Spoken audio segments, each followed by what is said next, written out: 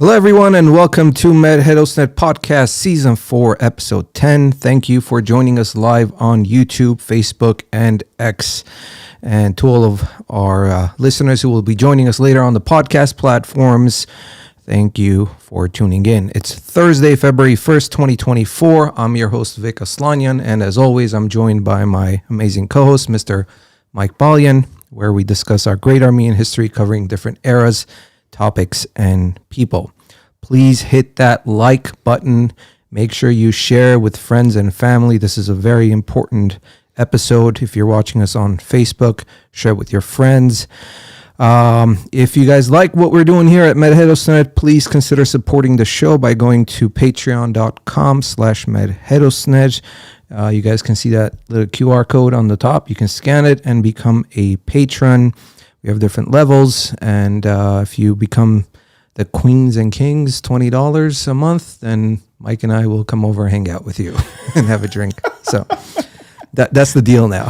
That's how we're going to lure them in. Yeah. Today's episode is titled Guardians. It's going to take some organizing I know, on our right? behalf. So let's get to it. So today's episode is titled Guardians of Heritage, the fight to preserve Jerusalem's Armenian Quarter.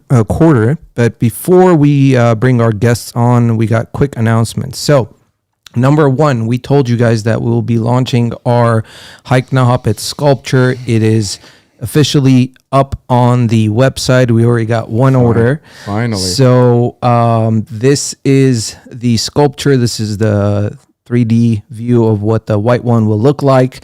And as we mentioned before, these will be going in batches of 20. Now, all the profits of this will go to Hike for Our Heroes organization. They've been on the show before. We mentioned it. They're doing some amazing projects. We're also helping them with the Reservoir project in the small village in Lori. So, again, you can go to our website or you can scan this code right here. It will take you to Mer Herosner website and you can pre-order it.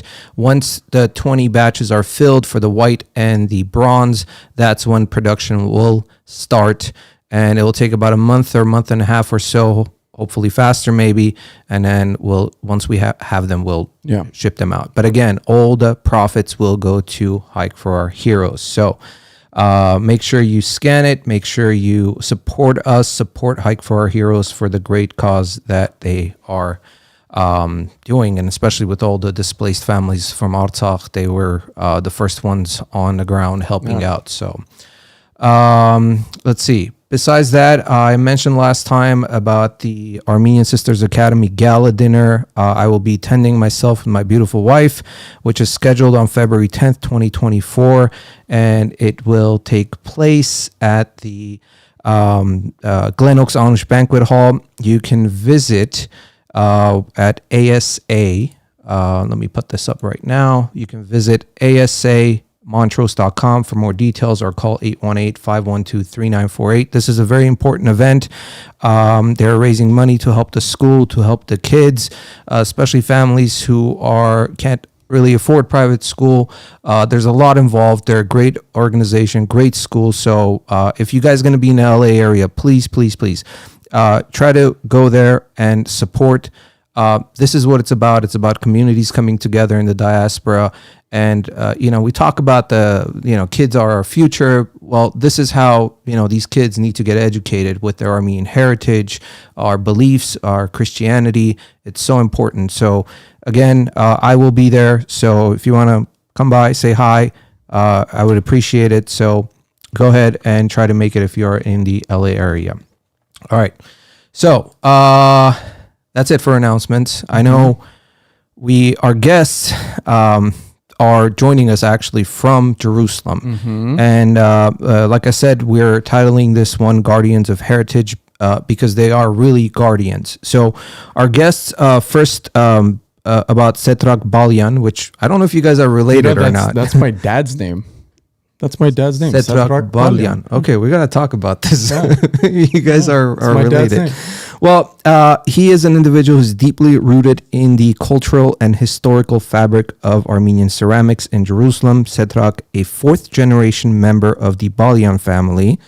I wonder what generation you are, has not only studied economics in France and Armenia, but has also honored his artistic skills in ceramics in Spain. His commitment to his heritage extends beyond artistry, as he is a passionate activist and co-founder of the Save the ArQ movement. This movement is dedicated to the defense and the preservation of the Armenian Quarter in Jerusalem.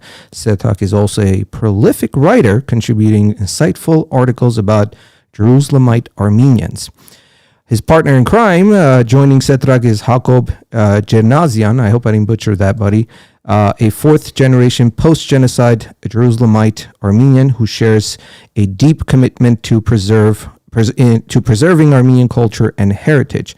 Hagop, co-founder of Save the ArQ movement, plays a significant role in community leadership as an executive committee member and a leader of the Scouts at the Hoychman Club.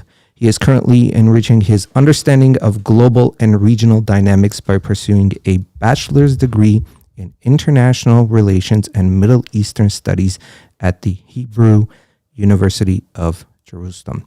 So, everybody, welcome Hagop and Setrag.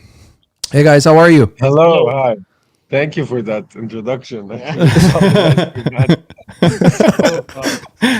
I typed that up today. Okay, so we might be related, man. Like, yes, I was like, who's this Mike Balian? No, sorry. It's okay. It's fine. That's my dad's name is Setrag. I'm serious. Wow, that's yeah. It's my dad's name. Related. Might be. Where are like the roots? Dad's side. My dad was born in Haleb, but they're Antabti. My dad's whole side is Antabti. My mom's side is from Ghars, but my mom was born and raised in Yerevan, and my dad family moved down to Beirut, and then from Beirut back up to Haleb, and then back to Armenia during, what was it, the mid 40s, when there was that mass migration back up north. Yeah, but your dad's side is the Balians. Yeah. My dad's side is the Balians. All right, we got to talk off air and see if you guys are related. Yeah. They are not related. I decided already. Well, first of all, thank you guys for joining us. I know it's 5:30 or almost 6 a.m. in Jerusalem. First of all, thank you for everything you guys are doing. Before we start kind of going into the topic, the questions that we've kind of formed for you guys to cover exactly what is happening there. Can you give us a quick, I know I read a quick bio about you, but where you guys, where were you born, or, something about your family, anything you want to share so our audience could get to know who Hagop and Setrag are? Okay, so I was born and raised in Jerusalem. I went to a French school, actually, not attend the Armenian school. Neither of us did. We went to other schools, and then eventually I moved to France to start my studies there. Then I got fed up because I was in the north. The weather is horrible, and the people are not that friendly. When you're used to that Middle Eastern vibe, it gets quite depressing. So I decided to go do ceramics in Spain, which was one of my best years, I think, in terms of young life, teenage life, university life. And then I came back to Jerusalem, worked for a year, and then finished my studies in the French University in Armenia. I was there for 4.5 years. I moved back last year, and then this whole issue blew up, kind of. So, and we've been here since. There's if you look at an aerial view of the Armenian Quarter, you can see where most Jerusalemite Armenians are born, went to school, spent their time in the clubs, and then there's even the cemetery in the aerial view. So it's like Everything's close. kind of, yeah. Yeah, intertwined. Like it's all together. Hagop? Yeah, so I'm Hagop. I'm 23 years old.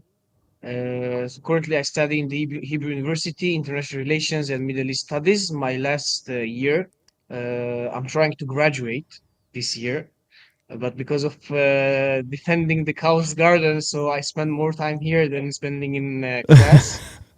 And I'm an active member in the Armenian community of Jerusalem, leading the Scouts, executive member of the one of the Armenian clubs here, the Hoychman Club. And as Setrag mentioned, both of us we went to a different school and not to the to the local Armenian school.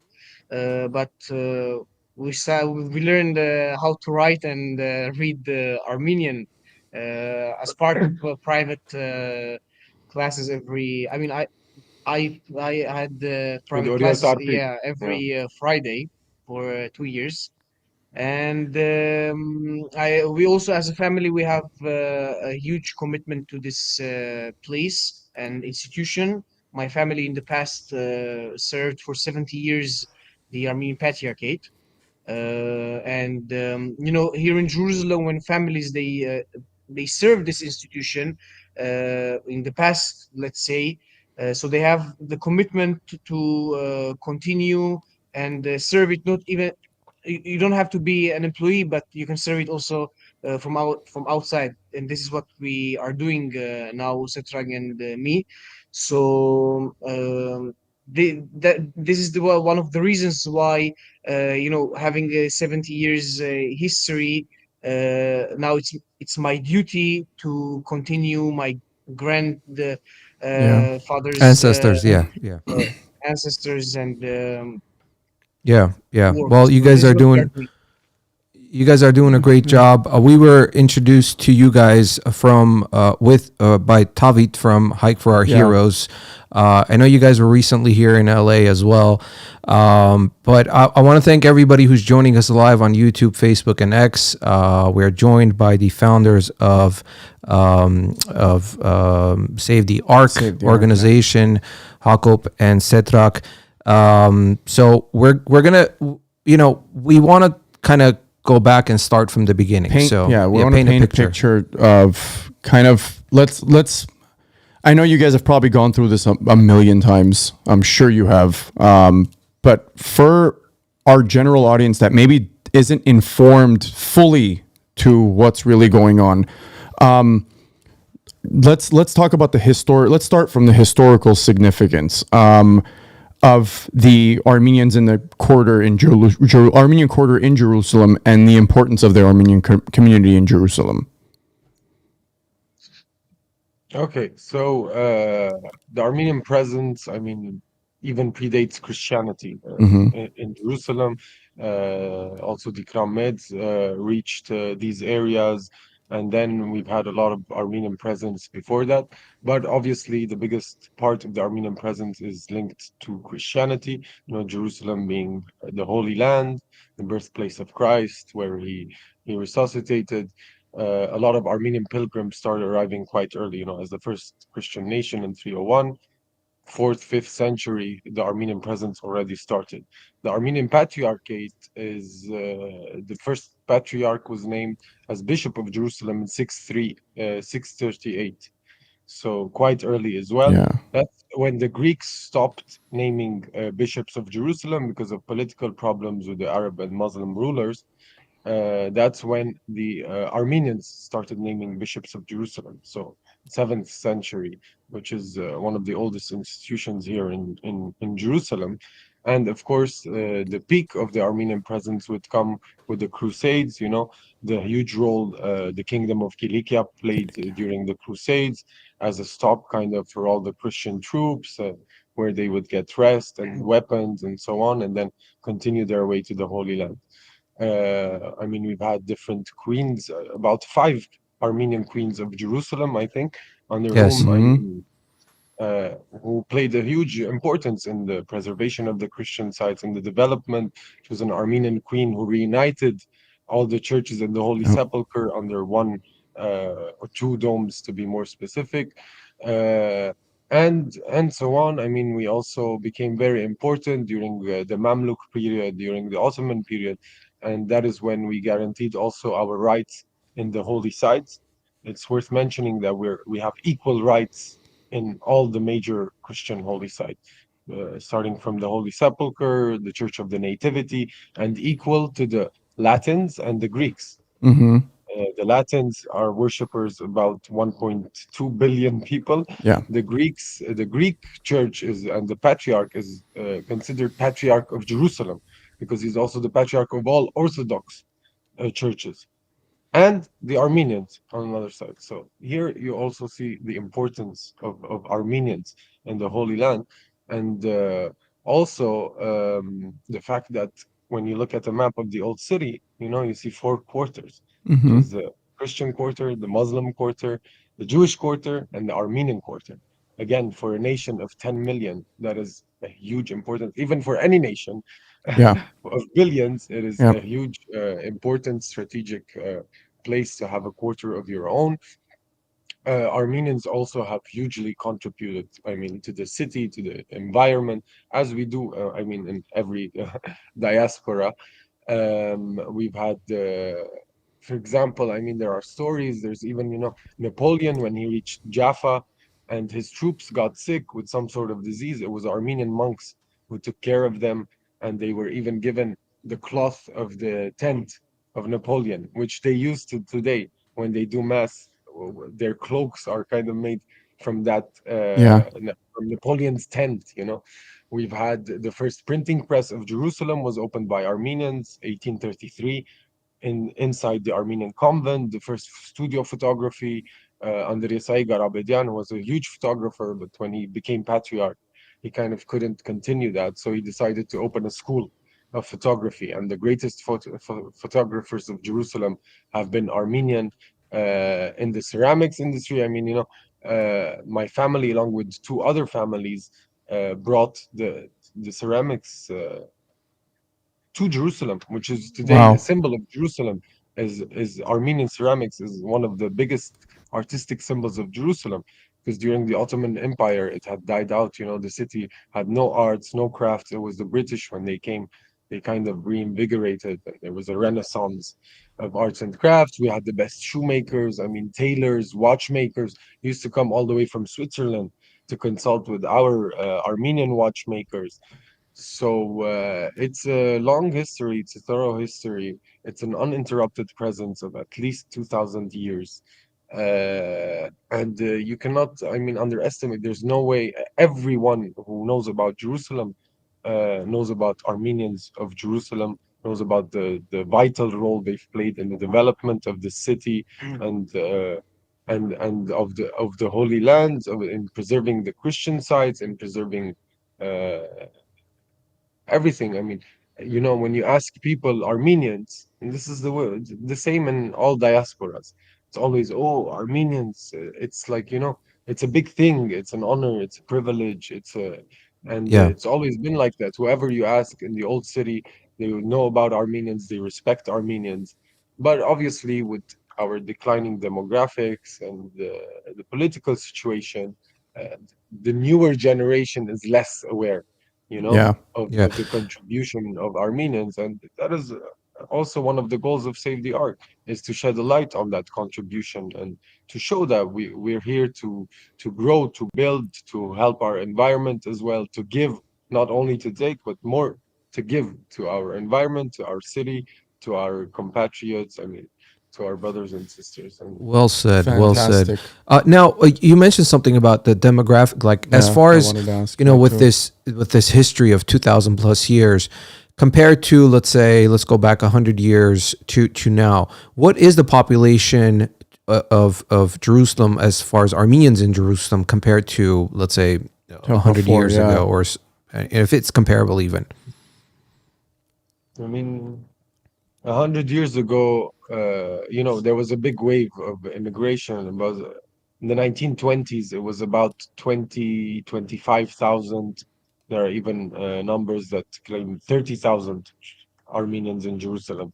But there was also a lot of people who came as a transition, after having after fleeing the genocide. They arrived in Jerusalem, but because of the political turmoil here and the regional instability, a lot of them went to the US during the wars, 48, 67, 73, the intifadas. A lot of people migrated and left to the US, to Europe, to Australia. So today we're about 1,500, 2,000. So that's like a 90% drop, in population, which is tough, especially in a rapidly growing populations around us. The Jewish and Muslim, the Palestinian and Israeli populations grow pretty quickly. whereas the Christian, I mean, population is decimated. And this is not only an Armenian issue. All of the Christian population is endangered in Jerusalem and in the Holy Lands. Yeah, yeah.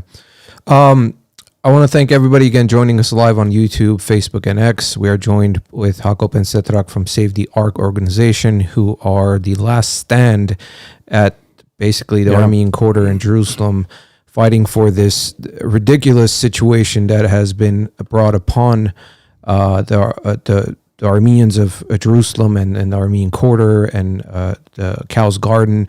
Now, if you guys can paint at least like give us an idea of how did this start, and then we'll get into the details of the lease. But I from what I read, it was something that was done in 2021, correct? Yes. Okay. Can you let us? Can you just our audience, so they know how this began, who did this, why they did this, to have a better understanding, and then we'll get to the details of this agreement. So, just to give a short background about the land we are talking about. So, I mean, sometimes you say we are lucky to have open spaces in the Armenian Quarter. I mean, if you walk in the old city, you will not find open spaces in the Muslim or Jewish or Christian quarters. But if you walk in the Armenian Quarter, you will find open spaces, empty lands, football court in the middle of the quarter, the courtyard of the convent. So, I mean, we are lucky to have these open spaces, but also we are not lucky to have them because you are more targeted by having more lands, properties. You will be more targeted by different developers, government, municipality will try to take over lands. So the land we are talking about is historically the name of the land is the Armenian Gardens. Now cows, I mean, in the past few hundred years, the cows gardens. And the size of the Armenian Gardens land is 19,000 square meters. It's the biggest open space in the old city if we don't count the Al-Aqsa Mosque. So this is the biggest open space in the old city, and it is located on the highest point in the old city on Mount Zion, very strategic place, and also an integral part of the Armenian Quarter. It's next to the St. James Convent, the Mardigian Museum, the Gulbenkian Library, the St. Tarkwanchadze School, Mari and Alex Manugyan Seminary, residential area. So it's very strategic place. So since 1967, after the occupation of West Jerusalem, this land was targeted. In the past, the municipality tried to suggest the patriarchate to turn the place into a public garden or a national park. So by turning it into a public garden, so you cannot do anything with the land in the future. Yeah. And the best example is outside of the old city, next to the ramparts, we have the continuation of the Armenian Gardens land. And unfortunately, now these days, we cannot do anything with the rest of the land, which is considered to be a green zone. It's public property. Public property, and you cannot use it. So the municipality and different other developers tried to have some deals with the patriarchate, but they didn't succeed for 50 years. I mean, standing in front of these big powers and defending the land is not that easy in Jerusalem. But unfortunately, 3 years ago, the story also goes back to 2020, before even the signing of the second lease agreement. We had the first lease agreement of the Armenian Patriarchate of Jerusalem and the Jerusalem municipality. So one part of the land was full of trash and rubbles. So the municipality came up with an idea to turn that part into a modern into a modern parking lot. So the municipality will clean that part, and in return, the patriarchate will give to the municipality 90 parking spaces, which will be given to residents of the Jewish quarter. So the Patriarchate signed the usage agreement for 10 years. The municipality cleaned the area, renovated, and in return they gave 90 spaces. To be honest, it was a good deal. I mean, it's I mean, It you served the receive purpose. something, they Served receive multiple something. Yeah, purposes. Yeah. Yeah. and Especially also since the operation and the maintenance and the ownership of the land remains with the patriarchy.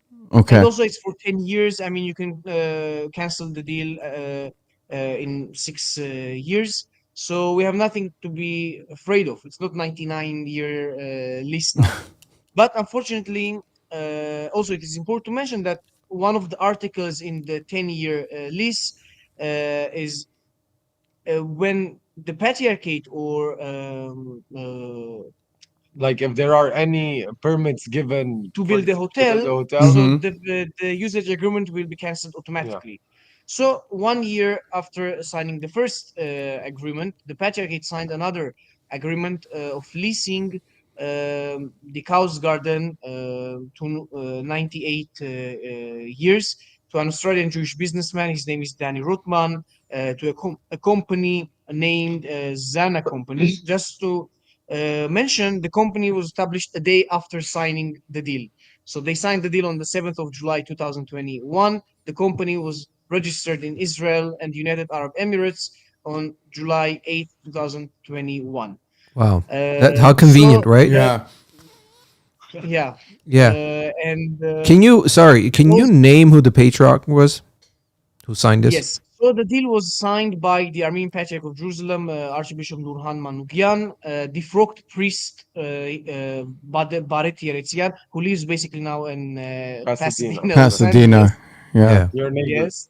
Yeah. And he was defrocked. He was in charge of the real estate department, and the Grand Sacristan, Archbishop Sevan Gharibian.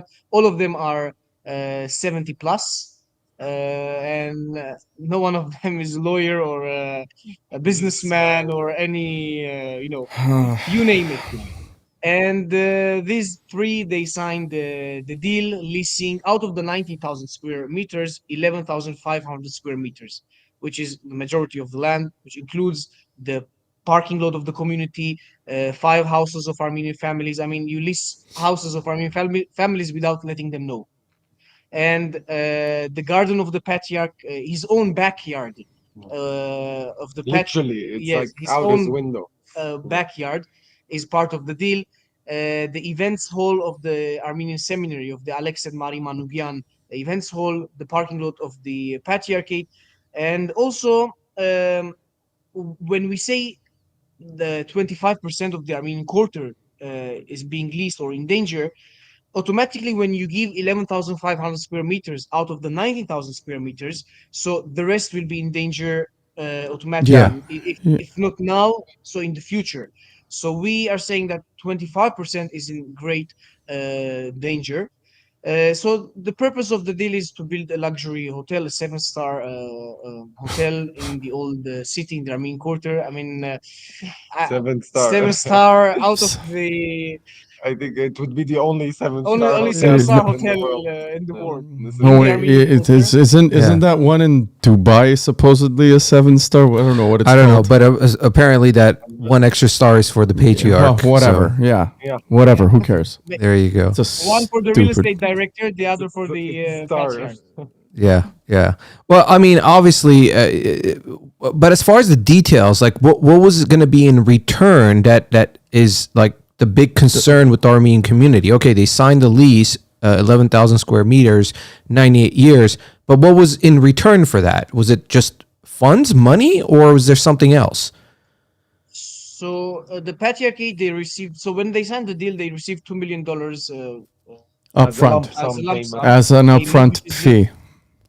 yeah, which is a laughable amount. I mean, it's the most strategic place in the old city, the biggest open space, the highest point, Oh, man. Stuck, valuable stuck to the ramparts of the old ramparts. city. It's ridiculous. And in return, the patriarchate will receive also annually $300,000 per year. So when you rent a shop here in West Jerusalem, you can bring more than $300,000, and 11,500 square meters will bring us only $300,000. No, and there's another joke. It's plus 5% of the eventual profits of the hotel. But if the hotel registers a loss, the 5% is deducted from the rent. Wow. And they have the right, obviously, to sublease any properties they want on that compound. So they can like make 10 shops and sublease those shops, and they would make more money than what the patriarchate is getting. I mean, it's ridiculous, and it's always been like this. A lot of the properties we have in Jaffa Street and in West Jerusalem are given like as a block to one developer or investor, and they in turn sublease it to other smaller businesses, which is, I mean, a lot of money lost, in during those transactions.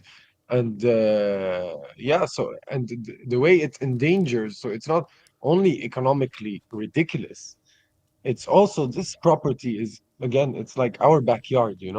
Yeah. And you cannot risk having anyone, like whoever it might be. Now we probably get into the settler ties and the government and so on.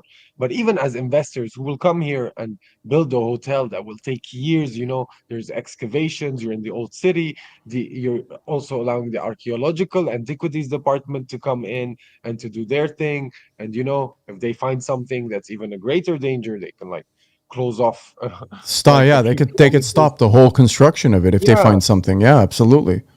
of course, and I mean, it's gonna drive people out of here when people also don't have parking. Also, the parking aspect of it is always underestimated. Any major city in the world, there's a problem with parking, It's one of the first problems of every municipality, and it should not be underestimated. Today, cars are, I mean, the primary, Form of means of moving, transportation. Yeah. modes of transportation. So if the school is in danger because when people will start the a lot of Christians left during the past 20, 30 years, left the old city to go to the greater Jerusalem area. So they come with their cars to drop off their kids at the community center, at the school. A lot of workers. I mean, it will be unlivable. It's already unlivable, the old city, because of all the religious celebrations. They close off the streets, they close off the roads. It's pretty tough, I mean, to live in the old city. We love it, obviously. I mean, it's also amazing, but obviously Yeah. Yeah. there are Sure. disadvantages.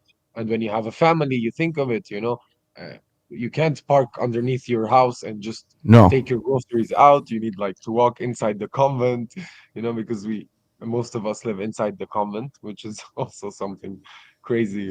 People are like, what, are you like monks or nuns or what, like what's going on?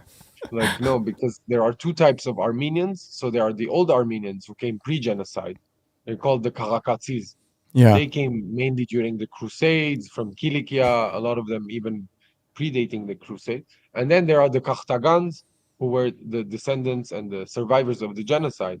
When they came, there was no place to put them. The Karakatsis are concentrated around the convent, but none were inside. It's a convent. But all this huge, I mean, influx of people came, and there was nowhere else to put them.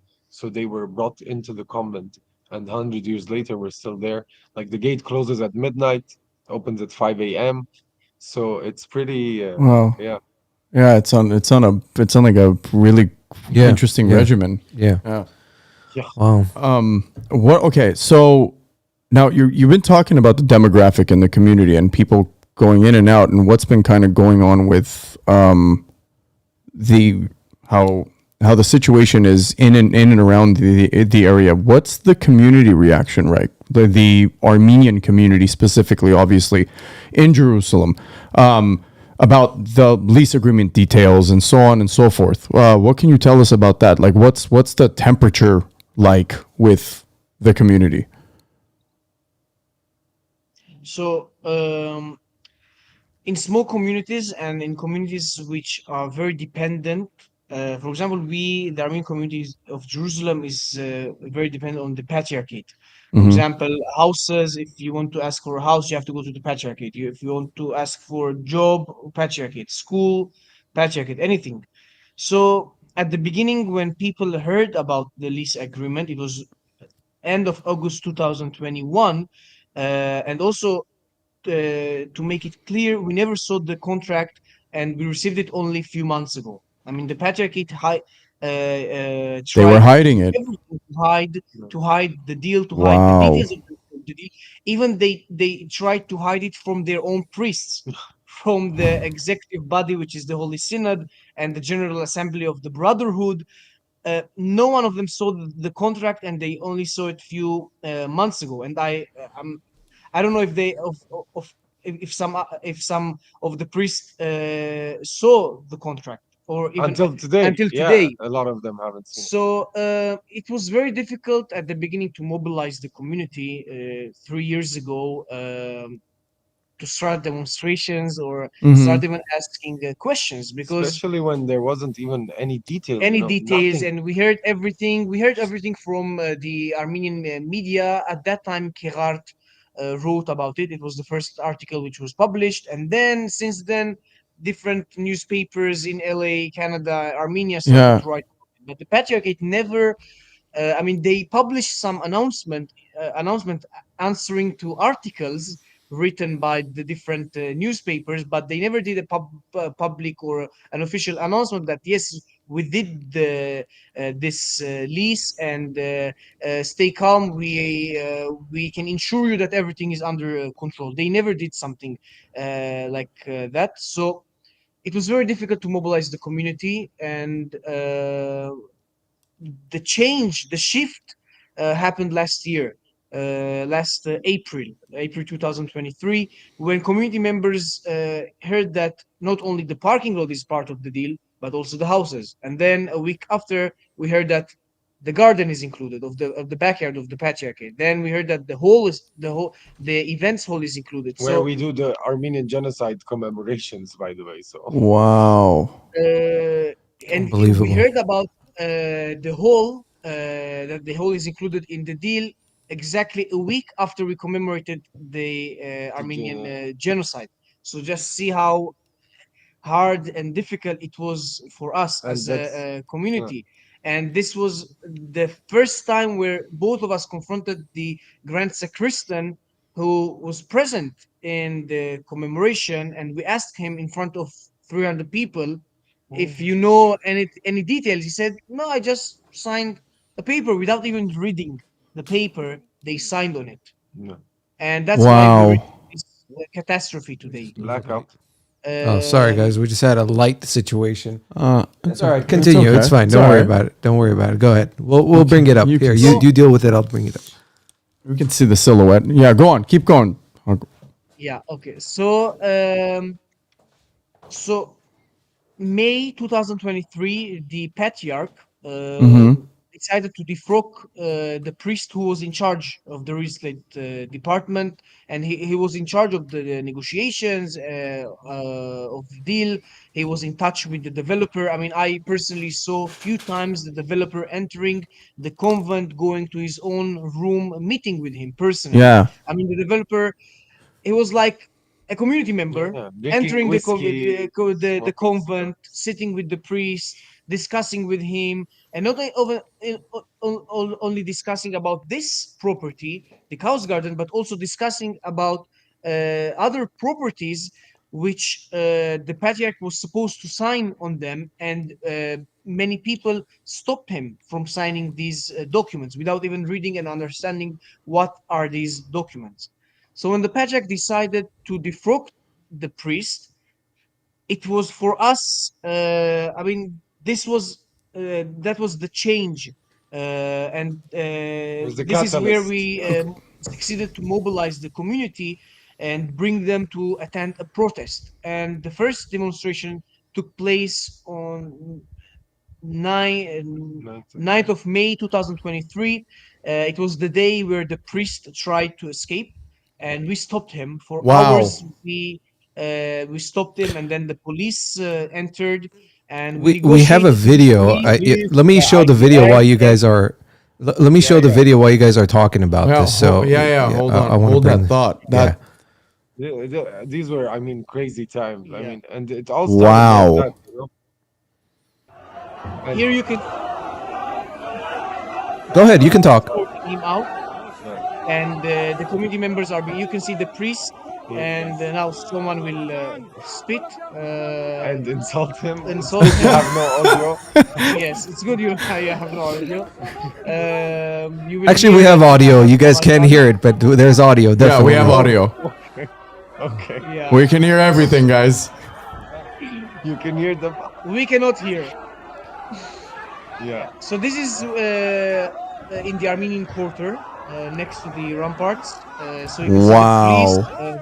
community members are trying to And the stop him symbolism of the Artsakh flag behind, behind I the mean, door, behind the car. it was intense, guys. I mean, and it all started, Hagop and I confronted the Grand Sacristan, and then we started confronting him while When he he was was still still in a priest. Jerusalem.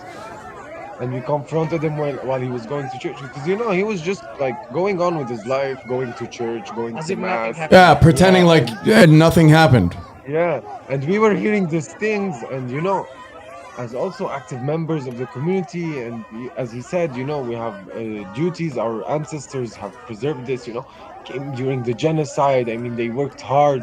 A lot of these lands also, the Armenian Quarter, when we say it's not the lands of the Armenian Patriarchate, these were lands that were bought by the Karakatsis, the locals who were here before, and a Yeah. lot of them gave it as gifts to the patriarchate. A lot of pilgrims came, gave money to the patriarchate. That's why we say these are like of national importance, and they belong to the Of nation, course they are. Armenian nation. They Yeah. do, Also, sorry to interrupt, but it is important to mention that in the constitution of the Patriarchate, Article 23, the role of the Patriarch is to be the custodian of these national properties, not properties, national properties. And the Chaos Garden and the Armenian Gardens are all national properties, and the patriarch is the custodian. His role is to defend these properties, and the role of the brotherhood as well is to defend these properties, protect them, and not to sell or lease. I mean, yes, it is important to develop them and Yeah. um, uh, uh, and make sure that the community and the patriarchate will enjoy and the nation will enjoy these properties, but not sell them or lease them without any in the least efficient, I mean, and profitable way. So, Now, but now, about I this, no. Go ahead. Go ahead. Go ahead. Finish off, and I'll ask you a question. I was saying that many ask us. I mean, we received many groups in the past few months while guarding the area, and we explained them Palestinian and Israeli civil societies, and people ask us. So, if the money was the amount was higher, will you agree? This the issue is not the money. The issue is not how much the patriarchate received, or how much they will receive in the future. The issue is leasing national property. I mean, I don't get this idea of, and now especially when we went through another catastrophe, the Artsakh and the 44 days war, leasing properties as if these properties are private properties, and without taking into consideration the national aspect and then the national importance of these properties. So the money is not the issue. The issue is that these properties, we own it for more than 600 or 700 years. This property, the Cow's Garden and the Quarter, and many patriarchs and the priests and community members, the Karakatis, all of them defended, and the Armenian nation protected this place by donating to the Armenian Patriarchate, by sending money. Most of the properties here, for example, the Gulbenkian Library was built by the Gulbenkian family, the Mardigan Museum. The Alex and Mari Manugan Seminar was built by the Manugan family, Manukian and family. also the seminary is built on the other side of the of the Cow's Cow's Garden. Garden. Yeah. And at that time, Patriarch Yerishe and Bishop Gurer, their idea was to build the seminary, to take the seminary outside of the convent. It was a historical move, and all other Christian communities asked the Patriarchate, why are you taking out the seminary? It should be inside the convent. The reason why the Patriarchate at that time decided during the 70s to build the seminary in front of the convent is to save one part of the Cow's Garden, because it was an empty land. And as I mentioned, the government and the municipality can target the land. So they built the seminary to protect the land. But now, unfortunately, one part of the seminary is part of the deal. Mhm. So, I mean, it's insane and it's crazy. I mean, you have to come and see with your own Yeah, eyes definitely. the places we are talking about. It's not, I mean, I'm not underestimating, but it's not Yeah. like any other community in the diaspora. Yeah. Here, the things we have here, the culture, the places, the history, the heritage we have here, we should fight for it. And Of we course. fight Absolutely. now with 1,000 less than 1,000 people.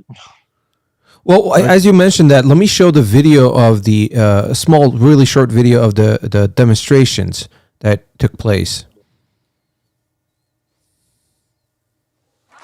This is next. This is inside the convent next to his house. Yeah. The more than 300 community members gathered outside of his house. You can see the building. The high building is the Saint Manchaz Armenian School, only Armenian school in the Holy Land. And this demonstration is under the window of the patriarch. You can see Yeah, above. the above the windows, and the community members are standing under his window. It's Yeah. on the Armenian Patriarchate Road, which is the longest road and the only road with the Car car access road. access car Yeah, road access. in the old city yeah. It takes you from Jaffa Gate all the way to the to the Western Wall. Western Wall to the Al-Aqsa. So it's Wow. important Yeah. as well, the car I mean, if access. you close the road now, Y- so You Jerusalem is comes to a halt. The old yes. city, I mean, comes to a halt. Not only the old city, but Jerusalem. Jerusalem. Yeah, Yeah, yeah. it's a So small area. If any of you guys take a look at the map, you'll see it's a really small, concentrated area. Yeah. The Yeah. entire and the entire Zion Hill is really concentrated, super small. Yeah.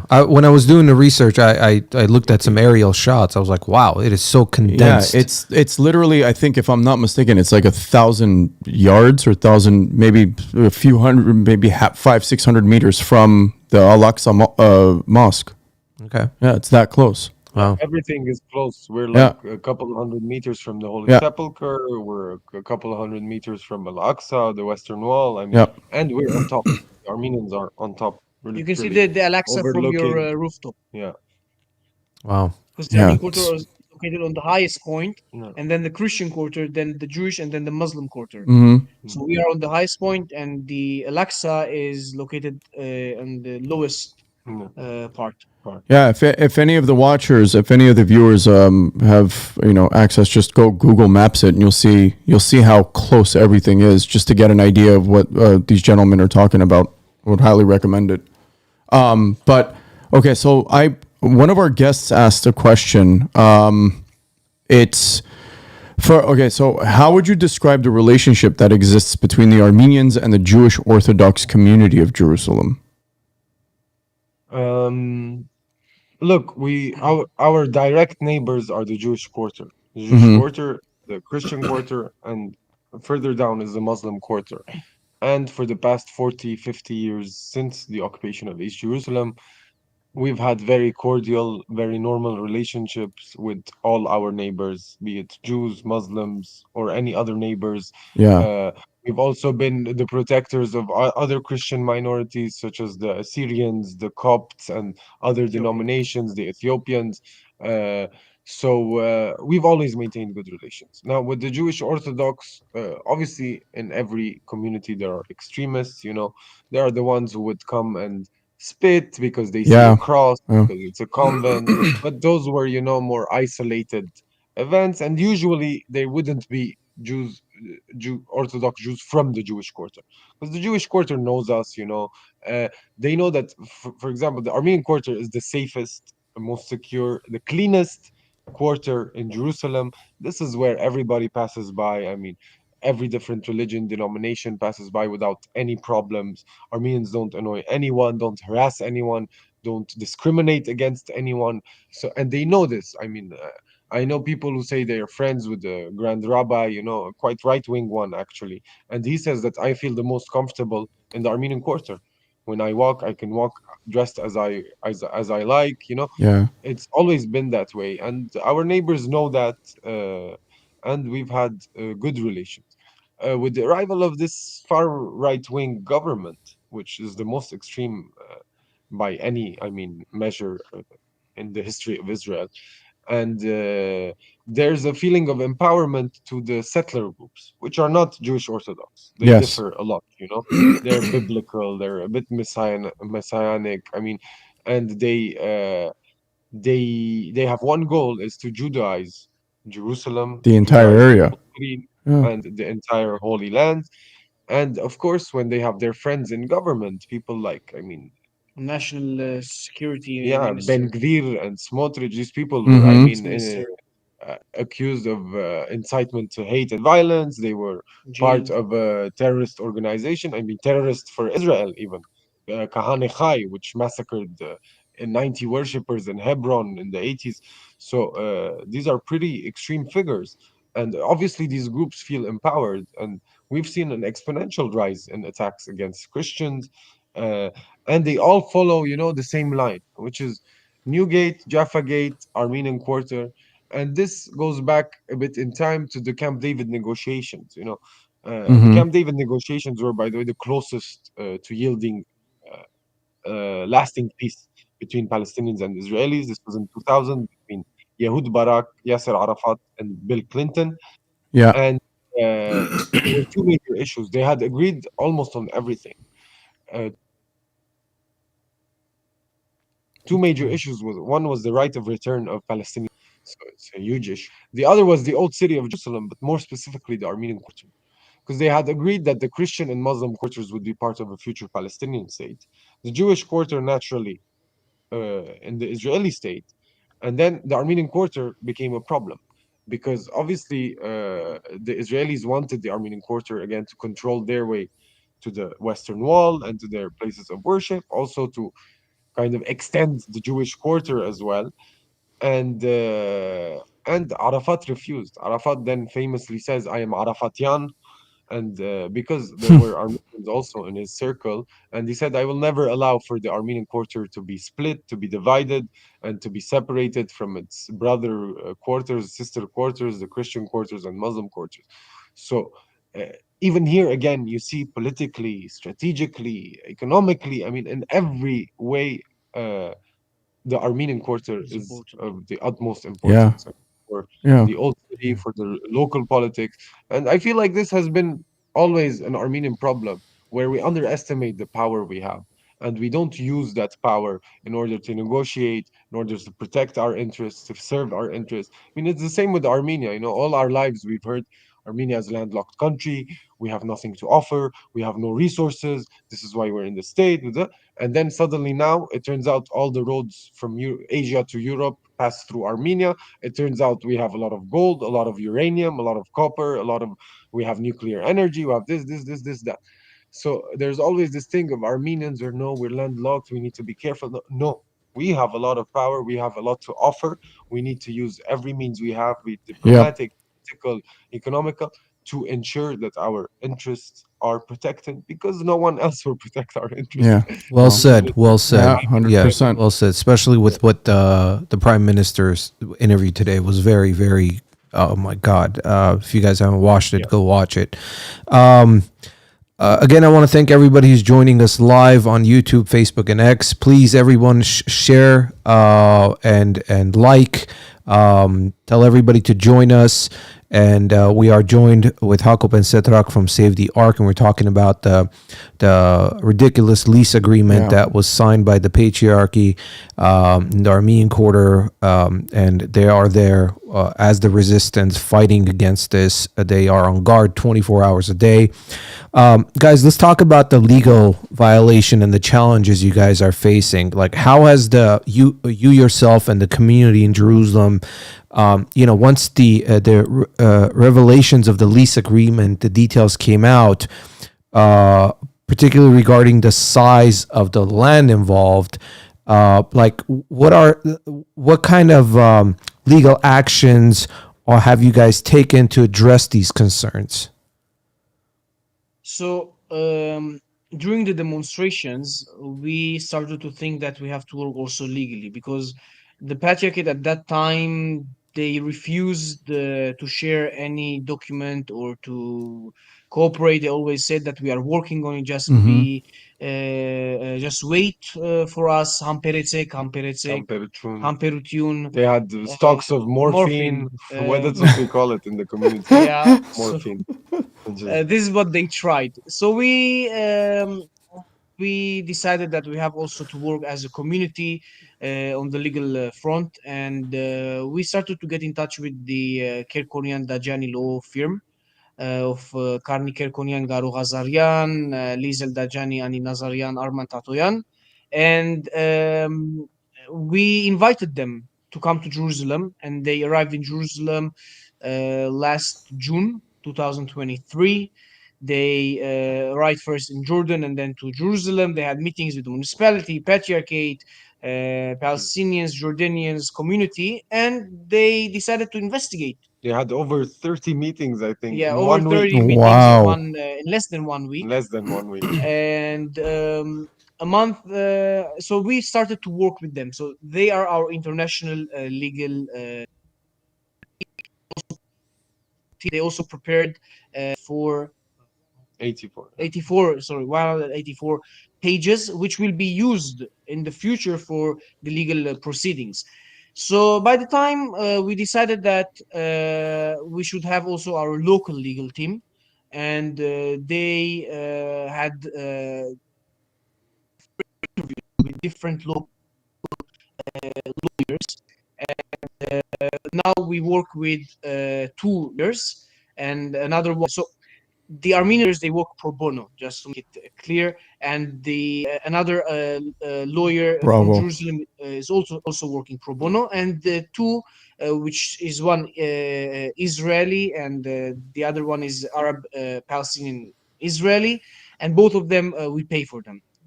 So we have our international and local legal team representing the community. The patriarchate, they have their own lawyers. So after pressuring the patriarchate, they decided to cancel the deal with their lawyers.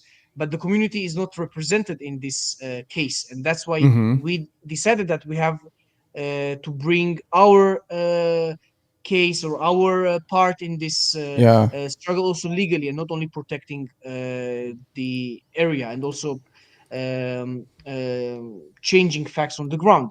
So we started to take some legal actions as a community legal team, whether it's here in Jerusalem, in and also in the US.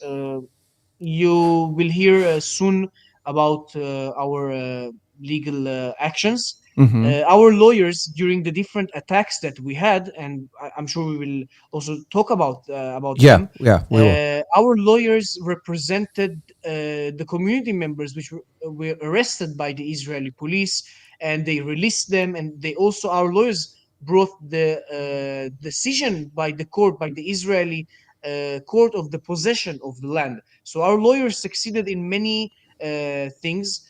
And during the past months, we even tried to work with the patriarchate, not only to cooperate with them on the ground, but also to cooperate legally. But unfortunately, we didn't succeed. I mean, we have to be very frank. I mean, we said everything possible, Yeah. so we have also Yeah. to say this Yeah. thing. We try to cooperate with them also legally, and to bring both international and local legal teams to work with the patriarchate's legal team. But hamperecek drak, hamperutiun khoemutiun, just wait for us. We We are must working, choose. we are working on it. We have good news, we have perfect news. I personally and many others, we cannot believe that the same institution and the same people who brought us to this day will take us out of this day.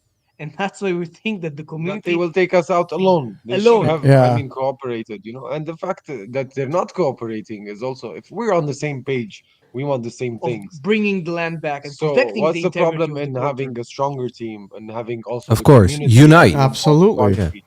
Of yeah, course. It's yeah, better to have 10 lawyers. I mean, 10 is more than 5. So yeah. it's better to have more lawyers A working Different bigger on this team. case, opinions. different opinions. And also, when you have Armenian lawyers in this case, and they are committed to the case, they work pro bono. They arrived in Jerusalem. to investigate the issue. They have good relations, and they are ready to help you. But unfortunately, the patriarchate, in a way, refused, or They played they around with played us around with us Yeah, for for five, weeks. yeah, six of weeks course. with Yeah. Uh, the morphine, of course. Yes. Yeah, so it was it's a very difficult relationship, Yeah. we are very dependent, as Hagop said, and they have all the power. We Of have no course they voice. do. It works as the patriarch, which is the absolute monarch, and then you have the Holy Synod, which is eight priests, like the cabinet, and then you have the General Assembly, the Brotherhood of St. James, which is 30 priests, but a lot of them are abroad. I mean, we used to not have bishops here. We had one bishop, one or two bishops here, which Jerusalem historically always had five bishops. Now, bishops are stronger because they cannot be defrocked by the by the patriarch. patriarch. Mhm. Only the Catholicos can pilonazurg, take their rank away. The patriarch cannot do that. As for the normal priests, he can threaten, I mean, everyone and say, "I'll defrock you, I'll defrock you." And so Yeah. the community is non-existent in this system, Yeah. in this hierarchy. Yeah. We're You have just no the voice, subject, you basically. know? Yeah, yeah. Well, We're the subjects. We yeah. cannot elect even our own patriarch. You cannot be part of the decisions, real estate decisions, financial decisions. Nothing, nothing. Nothing. You I Yeah. just mean, go you, ask for a house, they give yeah. you a house. Or the You have to say, clubs sometimes, or the political parties, they meet with the patriarch. They ask for some things. Sometimes they agree. Sometimes they refuse. it's Uh, at their pleasure, yeah, at their pleasure, as as the Barete defrocked Razian said. priest said, that it was At at their his pleasure pleasure of the patriarch signing to the deal, sign as this if it deal. It's is private you know, possession. at his Unbelievable. pleasure. Well, I want to mention, I put up the QR code on the screen. This is the Defense Fund for Jerusalem Armenians. This is organized by Save the ArQ, by you guys. I think the goal is about 100,000, and roughly a little bit over 80,000 has been collected. So those of you who are interested in supporting, well, you should be interested, first of all. Go ahead and scan that QR code. It'll take you to the page, and donate as much as possible to help these guys out. This is very important. And also, if you guys want to follow, they can find you on Facebook, right? I think you guys have a Facebook page. Facebook, Instagram, On and X. X Save the ArQ. If you are Save Mhm. the Save the ArQ, ArQ. Instagram, Save the ArQ GLM, with and this logo. Yeah. yeah. Okay, perfect. All right, everybody. So go follow. They are putting updates as you know, events are taking place, as news is coming in. And those of you who might be watching this later, if you are a lawyer and might want to join their team, please contact them. It's very, very, very important. Like they said, if the bigger the team, the more powerful you guys are going to be able to represent the Armenian community in Jerusalem. So it's More very, minds, very important. More Yeah. minds trying to put together a complex situation. Yeah. Trying to figure out a complex situation. Yeah. Okay, 10 is so always more than 5. of course, 20 is more than 10. Yeah. Okay, so with all of this said, I'm sure there's probably been security problems. 100% there's been security problems, as in maybe there have been attacks, some sort of attempts, or whatever the case is. Has there been anything? And if you can, what was done and what's being done about it? Yeah. Okay, so six months after protesting weekly and so on, pressuring from media, different Armenian institutions, on October 26th, the Armenian Patriarchate of Jerusalem officially sends a letter of cancellation to the private company. So Okay. Hana Gardens, headed by this Dani Rothman, and George Warwar, by the way, who's an Arab Christian Greek Catholic who was also entered the picture back in April.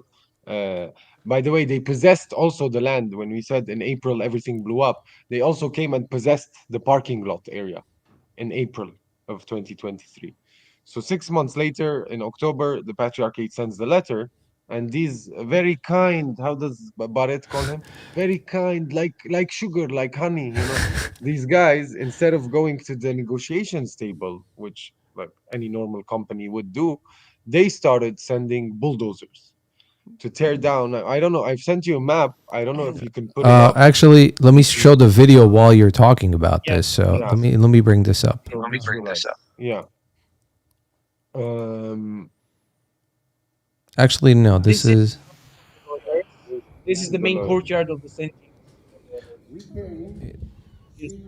is the lawyers, right? Yeah, you can see the Armenian lawyers sitting and briefing the community following their meetings. here. Oh, this was during this was during the protests Yeah. as well. This is one of the guards. So yeah, so this was, by the way, after they possessed, this was like a daily thing. Arguing with the guard, he would threaten not to let us enter. He would threaten different, like, community members. He would threaten the teachers and the parents of the students of the school that if they go to the protest, they won't be allowed to park, and so on. So 6 months of intimidation, threats, and so on. Cancellation letter is finally sent, and they start sending bulldozers to tear down the wall. So there's the parking area, Unbelievable. which they possessed, which was the deal with the municipality, and then all these other areas which they didn't have control. It was still under the Armenian Patriarchate's possession. And Wow. yes, so these bulldozers, they just came and started working without license plates, without issues, without Without any permits. permission from the municipality. Yeah, we called the municipality, we called the antiquities department, we called everyone. They did not do anything. The police would come and say, this is a conflict, economic, contractual conflict, go to the courts. So they wouldn't interfere. Although, we're a peaceful community being attacked by armed people and attack dogs. You And could these see are attack the dogs. settlers showing up with. Settlers, Yeah. Yes, From these the are peaceful armed community. settlers and residents of the Jewish quarter. So once we stop the bulldozers, physically, the young people stop the bulldozers, that's when they started sending these These guys. armed thugs. They're not armed here, but their arms will shortly follow. Here, you can Here's the see. first M16. Wow. So they started sending these people, and since we were on the same page with the patriarchate, that's when we decided to, like, we were a human wall in front of these guys who were armed to the teeth. 300 Armenian community members, the clergy. We even got the patriarch to come down, and the man who signed the lease to come down and stand there because he did not know what was going on. Anyway, and so they started attacking us with these people. We stopped them.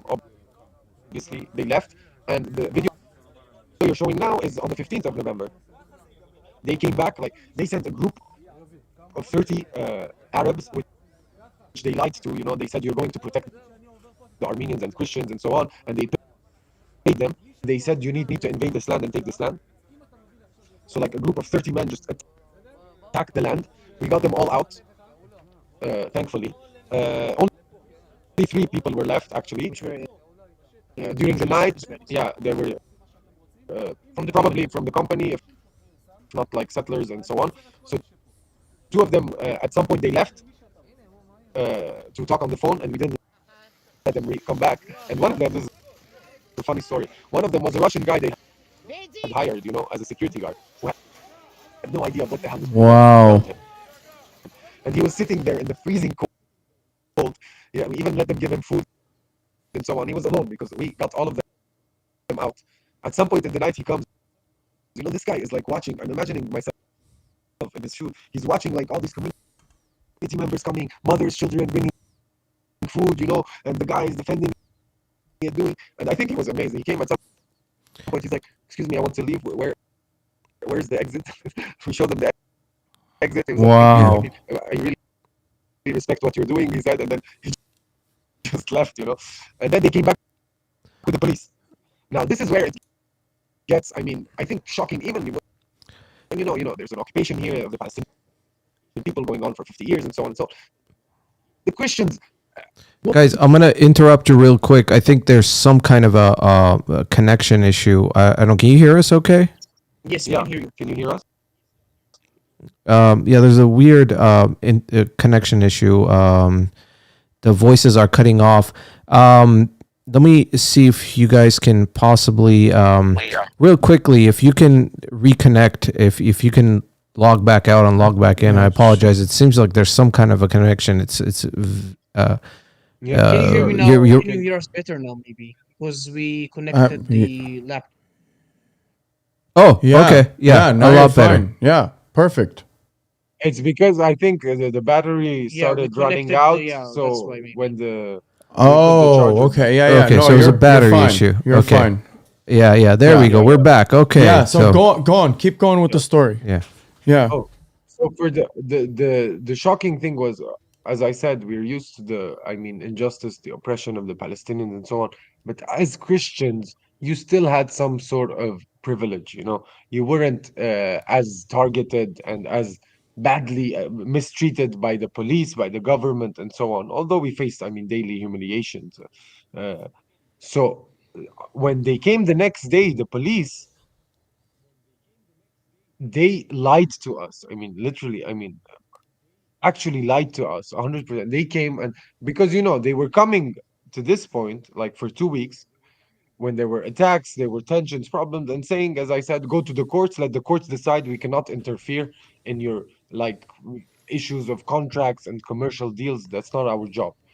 But this time they came completely one-sided. They said the company has a court order to evacuate you guys from here, to remove all these barricades, because we advanced in the land. Once the first attack happened, we advanced about 50 meters inside and repossessed, liberated, if you will, repossessed parts of the land that were adjacent to the family homes in order to protect the homes, in order to protect the church, the seminary, the seminarians. So we put up a barricade.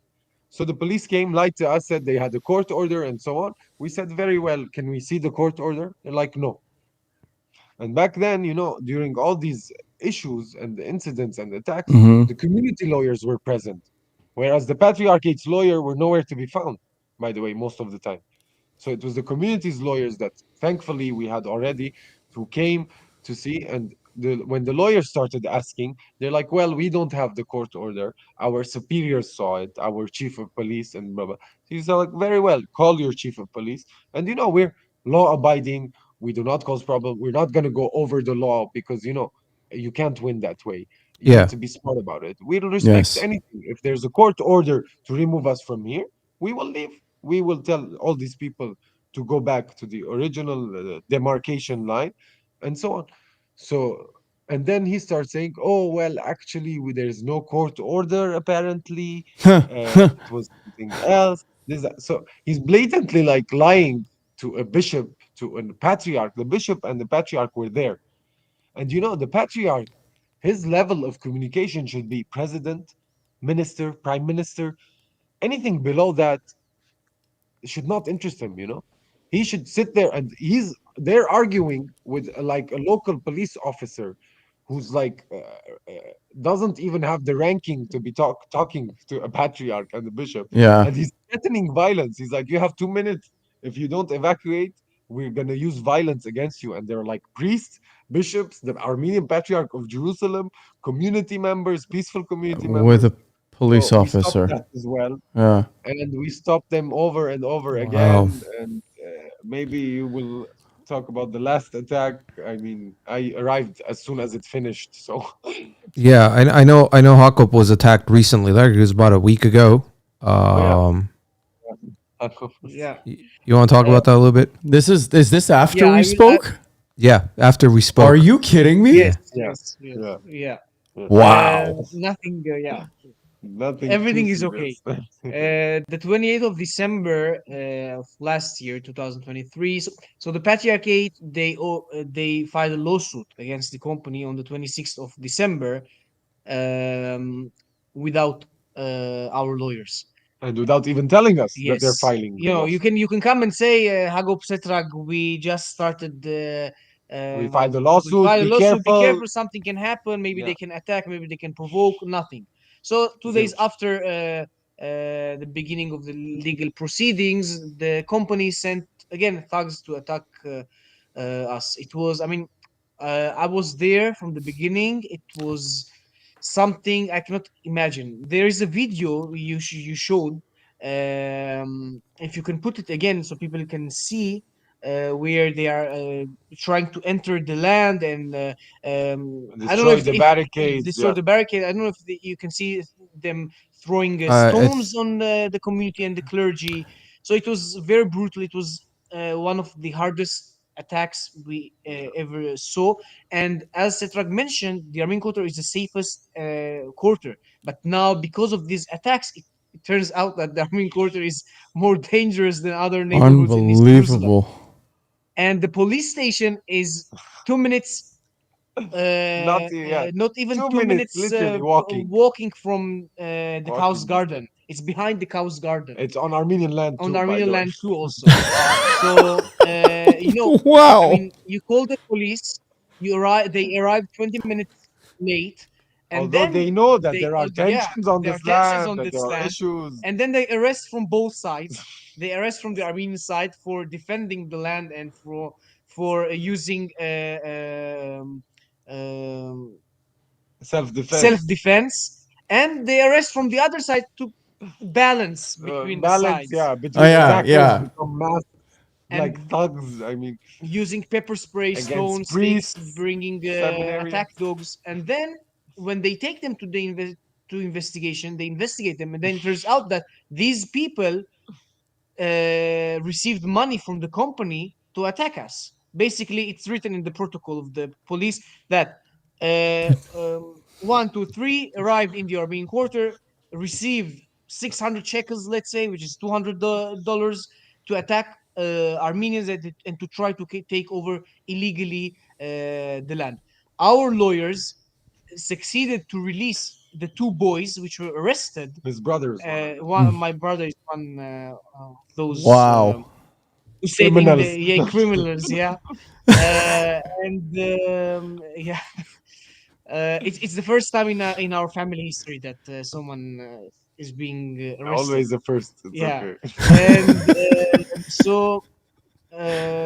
and so our lawyers succeeded to release them, and our lawyers succeeded to bring the court order that the court recognized the possession of the land by the Armenian community, because for months after the first attack, after the 5th of November, we decided that we have to maintain presence 24/7 on the ground, which means sleeping in tents, sleeping in cars, guarding the area, barricading the area. So both of us, with many other young boys and community members, which decided that they will put the land issue and they will put their families, their work, their studies, everything Aside. aside, and Aside, they will yeah. come and join the struggle to defend the land. So we sleep around 10 people every night. So you see how people are committed. So this was the 28th of December, the attack. Also, it is important to mention that the police appealed against the decision of the magistrate court to the district court. I mean, the court released the boys, and the court recognized the decision by the recognized the possession of the land. Uh, Then they appeal to the district court. The district court rejects the appeal by the police. I mean, and it was very It's a important to the movie. police that oh the my chief god. of the investigation department will be present in Who's the the guy who took me? is the No? guy who took Yeah. Setrag, also who arrested Setrag a month ago, Of the to time. be present in the court session. So you see how the police was very There's a lot biased, of this is and some you can corrupt. see how the company pressured the police to go and try to take us out, to arrest us, to There's no Fourth Amendment here, guys. So No, pray to yeah, yeah, God yeah, that we have yeah. a I know. constitution and the Fourth Amendment and the First Amendment and the yeah, Second. Well, yeah, no, let's yeah. not This get into is that. this is the some last Yeah. attack. Let's not get into the Second The Amendment. last Yeah. Yeah, that would be the fun last if there attack was a Second happened. Amendment there. Yeah. Let me find. The last The attack last attack was was on Hagop's the assault. 20. end of January last week. Well, yeah. Last week Yeah. after we spoke with you guys, After we spoke, 2 days Yeah. after we spoke. Yeah. yeah, 2 days after we spoke, I saw Wow. it on social media. I'm like, wait a minute, I just talked to the guy. Like, what's going on here? Yeah, So I reached out to can you guys. see it now. Yeah. So what the thing that happened, we decided that we should take over some other parts of the land. We should No, liberate other parts. municipality. No. Oh yeah. So the municipality, after we pressured, and not only us, but also residents of the Jewish Quarter and our lawyers and the local missions, pressured the municipality to intervene in the issue, because we have the usage agreement with the municipality for 10 years. So they arrived. They decided that they are taking off The electric the barrier. electric barrier, and then the parking turned into a public parking, where on Fridays and Saturdays people come and park. Just anyone would just Anyone enter. without Anybody. enter parking, and Armenians, when they come to park their cars, they They have cannot no find space. Yeah. any space. So we decided that we should take over. We should control the entrance and the exit to the parking lot, and we decided that we are putting our own barrier, Barrier. and we are putting our own guards, and we are putting our own community members to The Armenian version. Yeah. Armenian, yeah, and to decide who will enter and who will not enter. And then the municipality also took off the sign of the company. So then We put up our we own put sign. our own sign, private parking lot, Armenian Quarter. You know, it was something to be proud of, because months ago, with the company possessed the land, They put up the they put up sign. the sign, and I was we like, were it's gone. very annoying. It was very annoying. So Like- it was something to be proud of. And then. But look, now we're controlling the entry and exit. We're controlling all the plot of land. 98% of the land But there's is one room, which was the old parking guard's room, which is still controlled by them. controlled by them, and they sent like these Arab families to protect to stay in it because they pay them loads of money. They tell the story differently, you know. So there's one room where they're in, where we've cut off electricity and water, by the way, because it was linked to the patriarchates, and they were using that. So we cut it off, and now there's one guy freezing there 24 hours, and we're controlling the whole area except for that room. The guy you know? even asked from us to Bravo. charge his Yeah. phone, but we refused. This is the Bravo. guy who Bravo. is Alco fight. No, it's his cousin. His His cousin, cousin. yeah, he tried. He asked, and also he asked if you can give him hot water to For have tea and for coffee. tea, but we Said no. refused.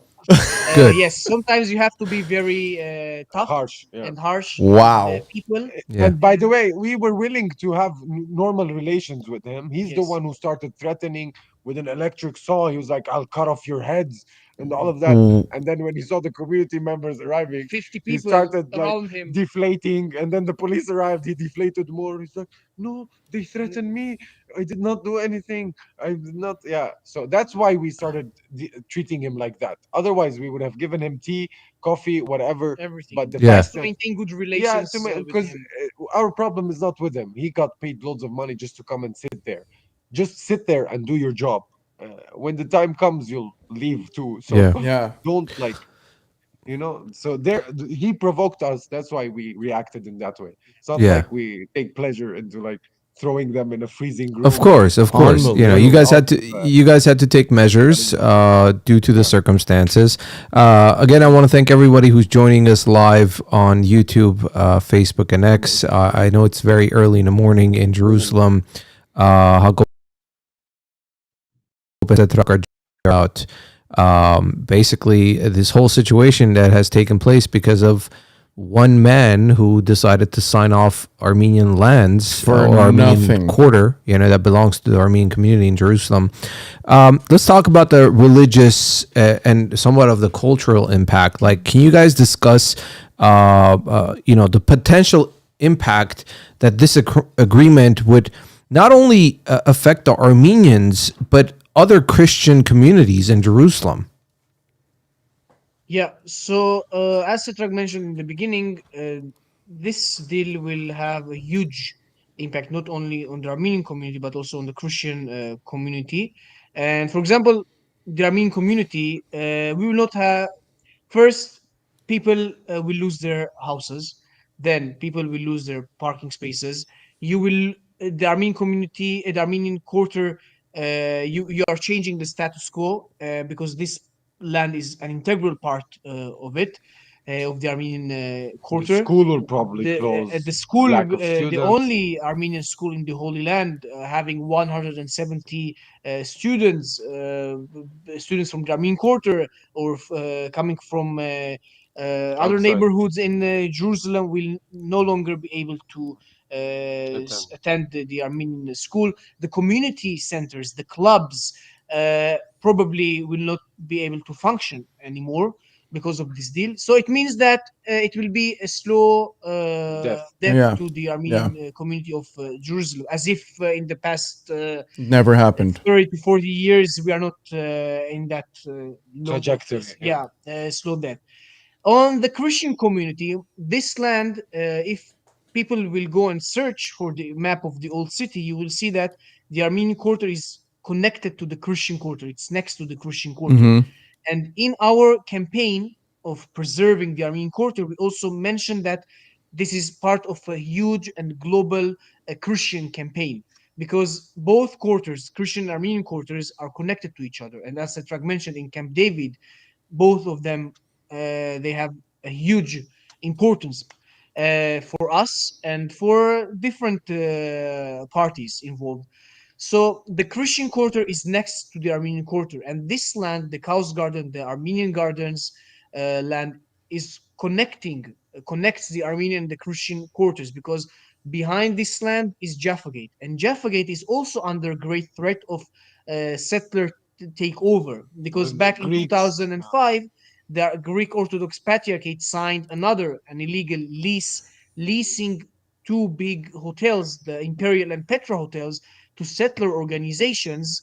And you can just imagine to yourself that they target very strategic places, the entrance to the old city, which is Jaffa Gate, then the Armenian Quarter, and the New Gate. So these three parts in the map, if you can see, the New Yeah. Gate, the Jaffa Just Gate, creates a the split. Armenian Quarter, both of them are now targeted by these settler organization, by these developers, and the That's that Jerusalem Development that's what I uh, wanted to talk about is has there been any similar situations like this, not specifically targeting the Armenian Quarter? Has there been anything where, let's say, big corporations, big land developers, or whatever the case is, have come in and maybe made these ridiculous offers, and maybe people have tried to sell out or whatever the case is in other parts of Yeah. the center of the city? Look, this is a typical modus operandi of settler organizations. They never Yeah, come as themselves, you know. of They course. send a big foreign company, a foreign businessman who comes and he's like registered sugar, in Japan or like in Yeah, honey. the Yeah, Bahamas. exactly. So he comes and does the deal. This is also a way, I mean, for the patriarchates to have cover, you know, as well, of and the church course. institution. Say we sold it to a developer, you know. Although if you've lived here for 50 years, or were born here, or you served here for 30 years, it Hmm. doesn't take a genius to do. I mean, one plus one, you know, when you're Yeah, talking about these huge, important strategic places, obviously they're going to be a target of these organizations, and obviously they're not going to come as themselves. So you always have to keep that in mind, and always have to do thorough, proper investigation of the people you're doing business dealings with. absolutely. But again, and again, for us, it doesn't matter. When it comes to the Cows Garden, it doesn't matter. It needs to stay Armenian to the patriarchate to serve the interests of the community and the church. There's no negotiation there. Whoever the business investor is, you know, it should be known. But for the Greeks, so the Greeks had a similar issue. So 2005, they Also, said, not only 2005, also during the 80s, the Greeks had the same issue of leasing the St. John Hospice in yeah. the Christian Quarter, which is next to the Holy Sepulchre Church. I mean, it wasn't the first time that we hear of leasing and selling of And properties. an Armenian family was involved in that deal.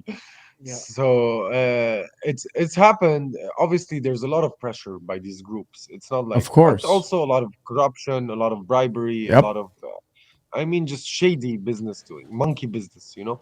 And the Greeks, so the Greeks had a similar, not completely similar. So a lot of differences between the Greek and the Armenian issue. First of all, what you need to know also is that the Greeks, the worshippers are Arabs who have Palestinians. adopted, yeah, Palestinians who have Hmm. adopted the Greek Orthodox faith, and the priests and the clergy is mainly Greek. So there's a rift there between the worshippers and, you know, the And church and the the clergy, clergy, which is yeah. greater than with us Armenians, who everybody's Armenian here. We all speak Armenian. we live together in the convent, literally. So they're in front We of see us each other every every day. day. So it's not the same dynamics and the same relationship. And then also the Greeks, what they did is, as soon as this deal came out, they removed their old patriarch, the one who signed or under whom this whole deal took place, and they put a new one. Now, during these all these months, even now, you go see the comments, what is that patriarch still doing there? He signed the deal, he did You this, just need to he did remove Yeah. that, them. you need to remove them. Now, obviously, we've also thought about that angle, but it's not a good one, because the new one comes, he says, I tried everything, I went to court. The Greeks went to court for 18 years and they lost. And they go to court and they absolve themselves of the crime, and they say, well, what do you want me to do? It was the old guy, he sold it, he did it, I tried my best, and 18 years later, who's gonna say what? I mean, Yeah. uh, it's a war of attrition, basically. That's why it goes on for so long. And with the Greeks also, the community uprising was not this strong. Again, we live in the convent, this land is right in front of ours. I mean, we all live next to each other. It was easier to have protests, demonstrations. It was easier, well, relatively, and Yeah. to mobilize, to get this kind of community uprising, which with the Greeks it happened like for a short while. They had one or two protests. During the 80s, it was during the During the 80s, it was Intifada, it was intense. during the uprising of the Palestinians, Hmm. and it was very. I mean, they succeeded at that time to go even against the police, who And even brought, Armenians and were there. even Armenians Yeah. attended the demonstrations, and the demonstrations Oh, I'm were sure. throwing stones, Oh, and it was very violent one. So then 2005 Yeah. was the time where the Greeks couldn't mobilize their Their community. community to go against the deal. So Yeah. those major differences kind of sh- are the I mean the essential things that differ, that made us have a much stronger case. The fact that we have lawyers as a community, to have an international legal team working on it. I mean, the media pressure we put. I mean, We we've reached done what, to 200 interviews by now. I mean, it's 201 right amazing. now. It's 201, yes. 201. Yeah. Yeah. But I wanted to add to that. Is the Israeli state involved in any way? yeah. And is there some kind of if they are, how does it affect the dynamics of the situation? Uh, If you want to talk about direct involvement, it's the municipality deal. Obviously, it shows that there's some sort of Hmm. involvement. Now, whether it was premeditated with the municipality and they planned it all together, we cannot confirm it 100%. But again, the settler industry, the settler groups, Israel privatized the settler activity in order to not be scrutinized, by the different government, and say these are Uh, private companies who get money, from abroad, and they go buy land. That's how it's able to distance itself from this issue. But obviously, as we said, today there are a lot of these representatives in government who actively support these groups, who give them total impunity, who empower them, who do this, who do that.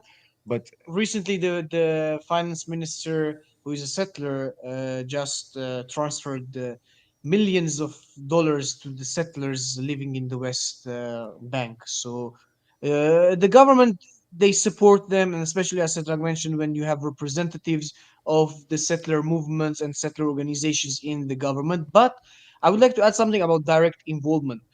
In the case of the Greek Patriarchate, back in the 80s, the government was involved directly in the taking over of the St. John Hospice by the settler Ateret Kohanim settler group, and hmm.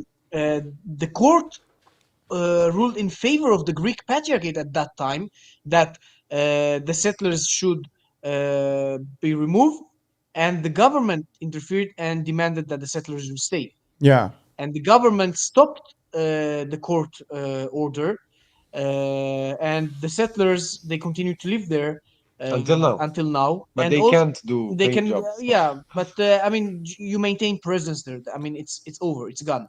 And also the issue of Jaffa Gate, Ateret Kohanim was is the one who both the This is the biggest, by the way, settler organization. one of the biggest One of settler the biggest. organizations, which took the Petra and the Imperial hotels, and the government was also involved in a way. So in this deal, in our deal, we don't know exactly The what is extent. the extent of the involvement of the government. We still investigate, we still check some things, but when the police arrive, when settlers arrive, when you see the police being Biased. biased, so you understand that there is Other forces at other play. forces Yeah. playing with us tango here. Yeah. It's like a chess. Yeah. You have to do a move, they do a move. Well, of course. You have to Abs- answer to each move taken by the other side. And you need to be proactive, which is Yes. something Armenians lack Yeah. because we're always reactive. But we're you guys never also proactive. you guys also have to be almost like 2, 3, even 5 steps ahead to kind of read what their next move is going to be, right? Well, I mean, you can tell the firm understanding they have of everything that's going on. Yeah. You Yeah. have to. Yeah. You can't just stand around and Yeah. react. By the way, guys, people are proud of you. They're Yeah, sending their we're love, getting a their lot of support. I messages. don't know if you guys are seeing the chats on the side, We but send our love as well to all Armenians all around the of world, yeah. and we Yeah, appreciate we're proud of you support. guys. yeah, Yeah. you guys are going to be We viewed appreciate all support over the by all world. Trust me. Armenians. Right now, we're streamed all over the world, and once people start waking up, a lot of more people will start watching this, and you guys will see that you're going to get a lot more support in the next week or so, as people start seeing this podcast, hearing it. So we wanted to do this because we appreciate what you guys are doing, and you need all the support. And Yeah. like I said, everybody, if you guys want to support the fund, go ahead and click on that QR code that I'm going to put up right now. Again, you can scan it or take a screen grab, and you can go and support financially and help them reach that goal of 100,000. They got about 80,000 plus right now. And as far as I think Gamer was asking the name of the father, Yeah, what it's was- Baret Yeretsian. Baret And Yeretsian. yeah, and he is currently in Pasadena. Pasadena. Now, guys, that doesn't mean that Yeah, don't go do anything stupid. Yeah, we And don't wanna harm We're not anyone. talking about you, Don't do Gamer, but anything anyone, guys, don't go do anything stupid just Yeah. because he's local. Yeah, But that's not the point. The point is that and you guys mentioned something, and I think we also, as good Christians, we have to give them the benefit of the doubt that these are older men who don't understand contracts, that are not educated in the business world. And greed plays in it. We know probably 80-90% was you're greed. being too nice. Well, listen, end of the day, they're Armenian. They're Look, You're we being too we nice. we can always, as a strong Trotskyist sometimes, we can always find reasons of why this happened, why this particular individual became this way. They've had tough childhood. They were orphaned quite early. The patriarch used to have his uncle, hit him coming drunk at home. They had tough childhoods. Growing up also in that seminarian environment, it's not a very healthy environment. There was a lot of abuse there as well. I mean, we can always find Sure, explanations excuses, of why excuses. excuses, but this crime, if you will, this treason is unjustifiable. Absolutely. Because anybody, even with less than this much of a brain, understands the importance of this land, understands the value of this land, understands the threat it is to the presence, the Armenian presence, the Armenian church, giving away this land. So there is no justification for a treason this big, especially when you include homes, parking lots, seminary halls that should not have. If you give the Gen- open space that you can understand. There were different pressures. But when you're giving also all these parts, we're also against giving the open space. But all of this, I mean, it's high treason. Like in Yeah. those times, But you mentioned Generations. something. You're talking about You mentioned- generations. I here. get it, but you mentioned something like if someone has this much of a brain, apparently this person doesn't have that brain. So, again, Or I don't doesn't, want isn't using anybody. he does. He can be very intelligent when he. It's wants just to not. be, He's not using it. He's not using. I'm trying to be peaceful, and I, when you're filled with hate and you don't have the capacity to be self-aware and to analyze that hate and to kind of you project it onto others and it comes out as poison. okay. And Hold that's on. what Hold on. happened. Hold on. Okay. So wait a minute. Okay. So what about? I just got this thought. What about the other response from other, let's say, Listen, huge Armenian diaspora, lot of religious leaders here. I don't know, Australia, Russia, all over the place. What was their response? Was there a response? What did they say? What did they do? So, both Catholicos, Karakin and Aram, they called Okay. patriarch when we started to demonstrate. Um, so, the Jerusalem Holy See, the Armenian Patriarch of Jerusalem, is not under the jurisdiction of the Echmiadzin or Giligia or Antelias. It's an independent patriarchate, and there is no one above the patriarch. But Okay. we have the ties with the Holy See of Echmiadzin. Especially for the ordainment of bishops, because the patriarch cannot ordain bishops. So Yeah. it's Yeah. a theological link. Theological Yeah. link and not I mean they don't have any jurisdiction over the patriarchate, but so Catholicos Karakin called him, but the phone call of Aram Gatolgos, he demanded that the patriarch will cancel the deal, because with this deal he will put in danger not only the Armenians in Jerusalem but in the Armenians in all over the Middle East. And he demanded from him answers to his questions and demanded from him to cancel the deal. So they tried to pressured. pressure him. I mean, there are only few things they can do, but I think that Armenian institutions, organizations, political Yeah. parties, they have a lot to do here. I mean, now we don't need the pressure on the patriarchate because we reached to a point where they canceled the deal and now we are starting to go to legal proceedings, community or patriarchate. Yeah. But it is important that these institutions, political parties, their diaspora will pressure, for example, their own governments to pressure the Israeli government to solve this issue as soon as possible. The famous right to your congressman. Yes, Yeah. to Yeah. pressure the White House, to pressure the Secretary of State. We, for example, the community, we wrote letters to Pope Francis, to President Biden, to Blinken, and we will continue to write to many other leaders. And we started to meet with local embassies and missions to hand them over the letters we prepared. And also, it is the first time in history, I can say, that all community clubs here, the clubs, the Political political parties. parties are all writing a letter together addressed to different leaders with their logos on the top of the letter. It shows you the unity that the Tashnak Sagan, the Ramgavar, the Parakor Sagan, everyone is on the same page in this struggle in the community, which is for us very important. So I think that as a strong diaspora, and we have strong diaspora, but we need to use It the needs to be tools more we active. have to Well, not just active, that. Especially I- with, and I think the biggest problem also is a lot of the diaspora doesn't even know about this situation. They're asleep. Look, I personally, I'm not going to lie. I'm not going to pretend like I did. I didn't find out about it until I saw it on, I think it was like a Telegram channel that I follow when some of the incidents started to occur, maybe 3-4 months ago. Yeah. That's the way I found out about it. but everyone found out during this time. Yeah, more or less like it was something that more people started to share on Instagram and whatever the case is, Yeah. right? Yeah. And A I lot think of- it's spread. By the way, in Armenia, it has gained a lot of traction. I have a friend.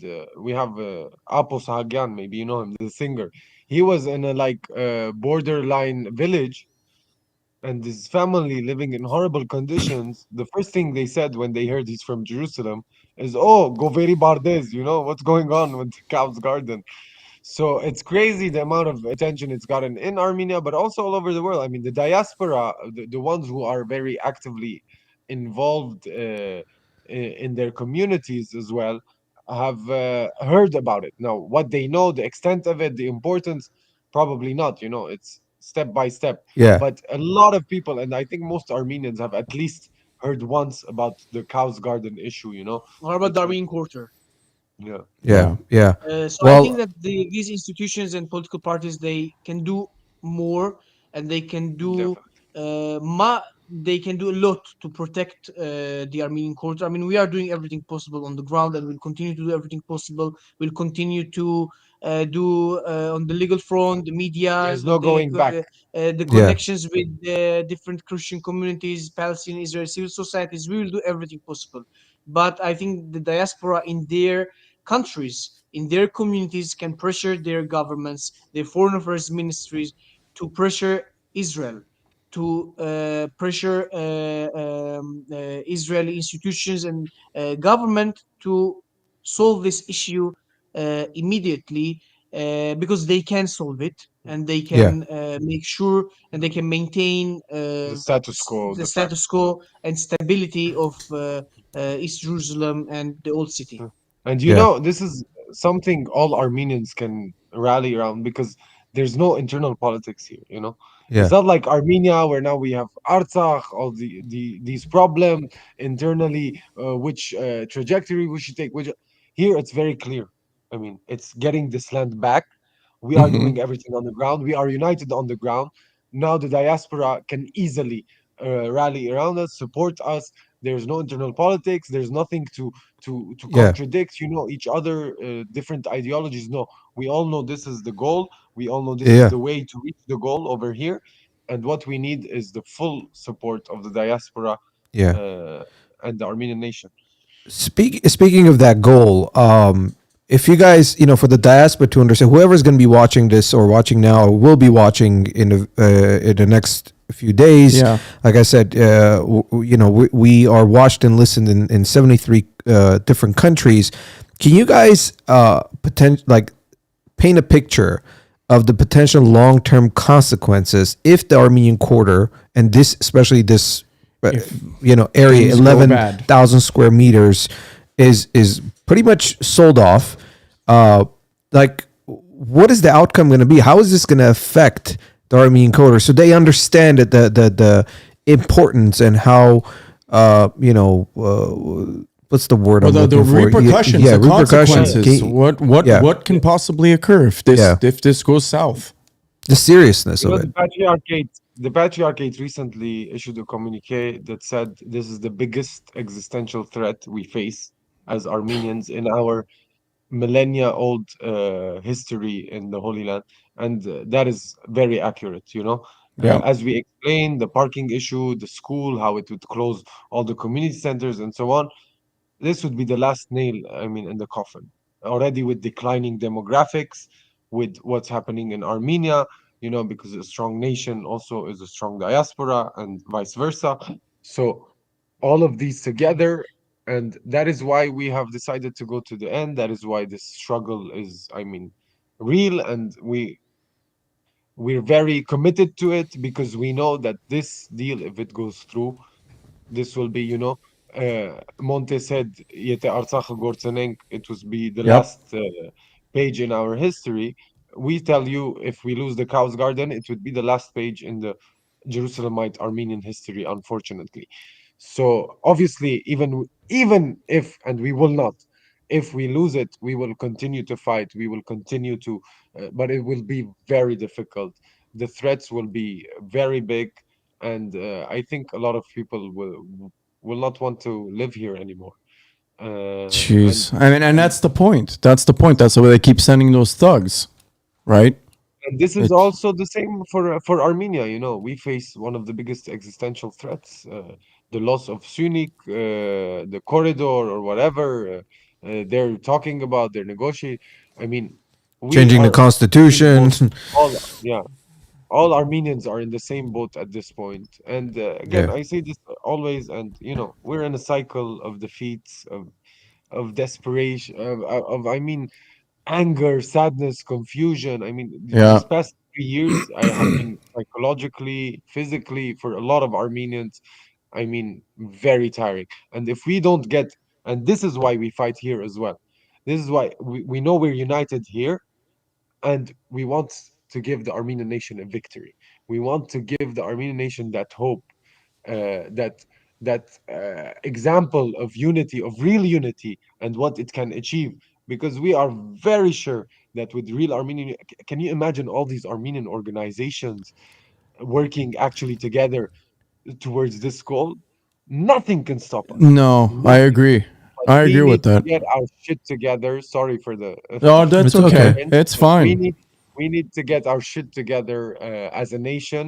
Uh, we will do everything here to give that hope and that light, but people need to follow it. People need to go there. People need to fight for our future, for our existence, because it is in danger everywhere. We lost Syria, we lost Lebanon as major hubs of Armenian diaspora, of Western Armenians.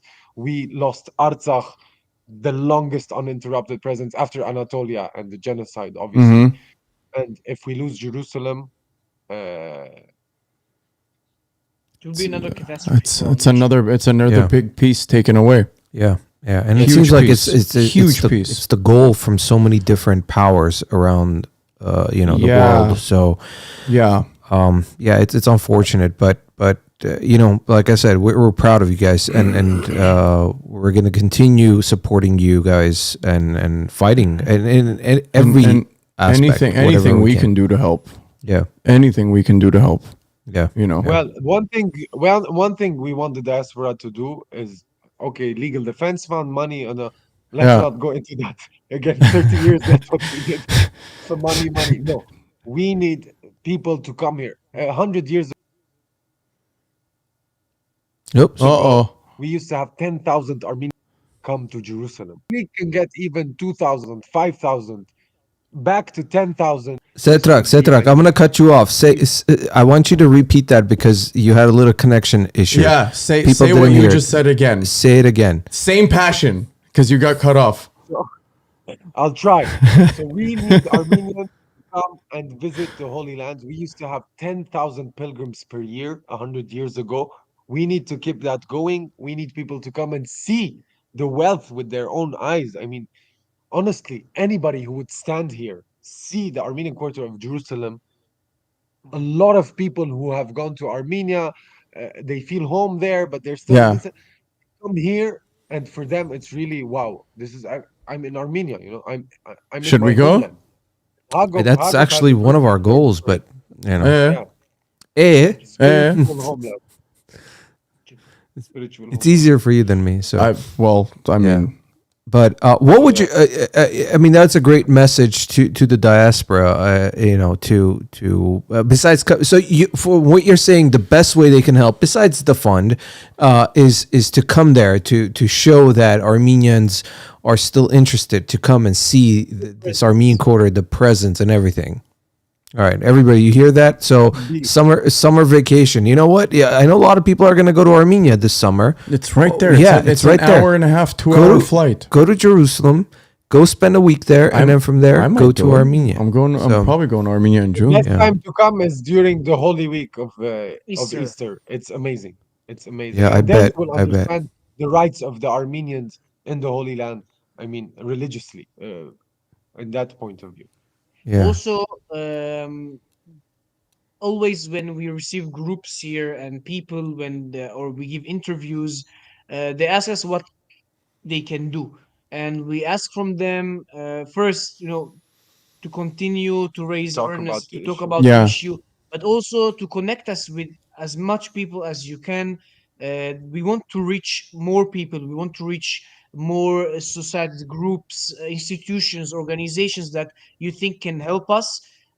please do so. Please connect the Save the ArQ movement to these institutions, to these people who can really help us and bring this issue to be our first national goal to protect the Armenian Quarter and also to protect the Christian presence in Jerusalem. So this is Yeah. another small assignment for those who are Yeah. listening We might to us. sometimes Yeah. answer late because Yes. we're a bit Yeah. overwhelmed, but we will answer. So don't worry. Just reach out and give us contacts. We Okay. will follow Yeah. up. Yes. Yeah, definitely. Well, guys, first of all, I want to thank you again for doing this. It's almost what 7:30 in the morning. They had yeah. coffee and breakfast. Well, not breakfast, but they had coffee with us. Did you guys We sleep will at all? have now Middle Eastern breakfast. Yes. You can Ayo. Yeah. come, Join us. Join us. Hiç bir dudek. كعك فلافل حمص زعتر.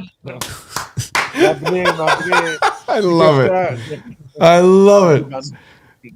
Perfect breakfast. I love Breakfast of champions. There you go. Hiç bes bit ki arif mıdahiren content ki çimun enang. Hacı ki des borarir. Hey.